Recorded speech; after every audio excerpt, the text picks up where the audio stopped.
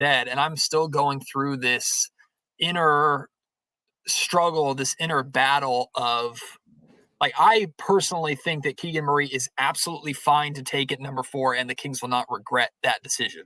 But and I talked about this a lot last week on Locked On Kings. If the Kings are going to really, really, really try to put the pressure on teams like Detroit or Indiana, it sounds like Indiana actually likes the idea of Keegan Murray. So mainly it's Detroit.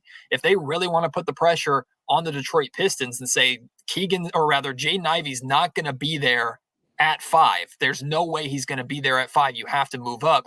I think Monty also has to be willing to see that through to where if you don't get the deal that you're wanting from them or any other team that wants to move up and get Jaden Ivey, you might just have to take him and follow through on your promise. And that doesn't mean you can't move him later on. Just because you draft the player doesn't mean he's guaranteed to be with you going into next season. So I've said this before, I'll say it again. If the Kings go into next season, rather, if the Kings go into Friday and it's Jaden Ivey in a Kings cap, and it's not just because he's wearing it because he's been traded, which is so stupid, and I hate that they do that because it ruins their draft night picture.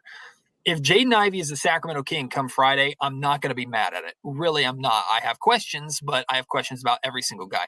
I personally think Keegan Murray would be a great pick at number 4, and I've had great debates and great conversations with people. The Jaden Ivey versus Keegan Murray conversation over the last month have really, really enjoyed it. But where people lose me is this idea that Jaden Ivey is so monumentally better than Keegan Murray. I could make an easy argument that Keegan Murray is the better player right now. It's easy to make the argument that Jaden Ivey has the higher ceiling. Most people believe that, but in order to reach the ceiling, you have to realize that potential. And it's not just Jaden Ivey who has to realize that, it's the Sacramento Kings who have to help him get there. And that's a big part of the puzzle as well. I think Keegan Murray comes in day one, is a starter for the Sacramento Kings, help the Kings make the playoffs. Or Casey, you were talking earlier in the show about how important it is to you to just make the playoffs. Keegan Murray gets you closer to the playoffs right away than Jaden Ivey does, in my opinion. And on top of that, I really, truly, and I'm not just saying this, I really don't think the gap of ceilings between Jaden Ivey and Keegan Murray is as wide as people are making it out to be.